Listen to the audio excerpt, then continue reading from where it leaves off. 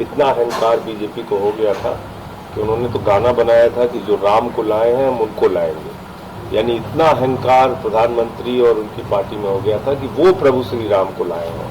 आप कोई इस देश के राजा नहीं है, लोगों ने चुन के आपको वहां तक पहुंचाया है और जब चाहेंगे आपको नीचे गिरा देंगे। और वैसे भी ये सरकार बैसाखी की है, ज्यादा दिन चलनी नहीं है। जौनपुर नगर के लाइन बाजार थाना क्षेत्र के हुसैनाबाद में एक निजी कार्यक्रम में पहुंचे आम आदमी पार्टी के नेता राज्यसभा सांसद संजय सिंह ने कहा कि केंद्र सरकार बैसाखियों के सहारे है, जल्द ही सरकार गिर जाएगी। बीजेपी की एक बार 13 दिन की सरकार थी, उसके बाद 13 महीने चली थी, इस बार 6 महीने में चली जाएगी। उन्होंने यह भी कहा कि अगर भाजपा के लोगों का घमंड नहीं टूटा तो आने वाले समय में 240 की जगह 24 सीट पर पहुंच जाएगी। और सरकार को ये समझना चाहिए कि अब इनका अहंकार अगर नहीं खत्म हुआ तो जनता इनको 240 से 24 पे पहुंचा देगी। अभी 240 पे आए, 24 पे भी आ जाएंगे। राजनीति में आप जनता के सेवक हैं, आप मालिक नहीं हैं, आप कोई इस देश के राजा नहीं है।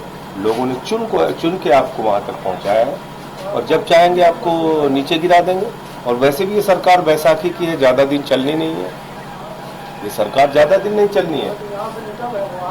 निश्चित रूप से मैक्सिमम जो अल्पमत की इनकी सरकार रही है, एक 13 दिन चली, एक 13 महीने चली, ये तो मुझे लगता है 6 महीने भी नहीं चली। संजय सिंह ने हाथरस की घटना पर कहा कि देश में बाबाओं की दुकान चल रही है, इसे बंद करने की जरूरत है। पूरे देश में जिस तरह से अंधविश्वास का विस्तार हो रहा है और इसका खुला लाइसेंस मिला हुआ है, कोई भी अपने आप को बाबा घोषित कर देता है, भगवान घोषित कर देता है, परमात्मा घोषित कर देता है, चमत्कार करने वाला घोषित कर देता है। तो ये जो बाबाओं का बाजार पूरे देश में चल रहा है, इस पे प्रतिबंध लगना चाहिए, इस पे एक सख्त कानून भी बनना चाहिए। ऐसे ही आप अंधविश्वास फैला के अगर लोगों को लाखों लोगों की भीड़ इकट्ठा करो, करोड़ों अपने समर्थक तैयार करो, तो जो मर्जी आए आप करिए। हमने देखा हरियाणा में क्या हुआ। एक ऐसा व्यक्ति जो जेल में है, जब चाहता है पेरोल पे बाहर आ जाता है, पूरी की पूरी सरकार उसके सामने नतमस्तक है। यही हाल इस बाबा का है। तो अब लोगों में भी ऐसा अंधविश्वास भर दिया गया है, उनको इन लोगों में कोई दोष नहीं दिखता। तो इसके लिए कानून देश के अंदर बनना चाहिए। ये धर्म के नाम पे धंधा और बाबाओं का बाजार बहुत बड़ा बन चुका है पूरे हिंदुस्तान में, इस पे रोक लगनी चाहिए। पहली मानसून। ये सभी बातें संजय सिंह ने देर रात हुसैनाबाद मोहल्ले में अपने करीबी रिश्तेदार के घर पर पत्रकारों से बातचीत के दरमियान कही।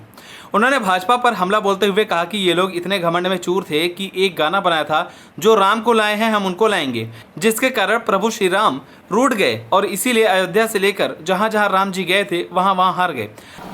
राम मंदिर के मुख्य पुजारी सत्येंद्र दास जी ने कहा कि पहली बारिश में गर्भगृह से पानी टपकने लगा।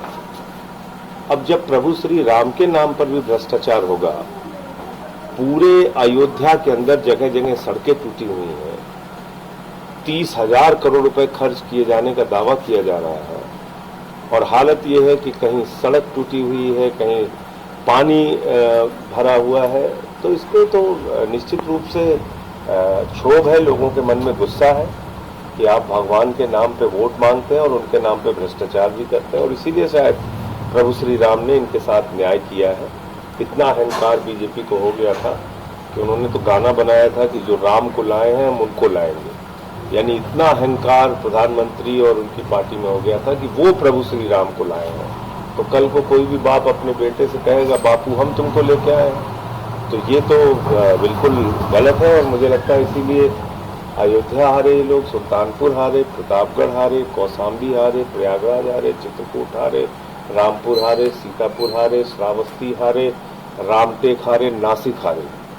प्रभु श्री राम जहां जहां से गुजरे वो सब जगहों पे हारे ये लोग। संजय सिंह ने कहा कि विपक्ष को सदन में बोलने नहीं दिया जा रहा है। जब हम लोग बेरोजगारी, महंगाई, सेना के जवानों समेत कई मुद्दों पर बात करना चाहते हैं तो माइक ही बंद कर दी जाती है।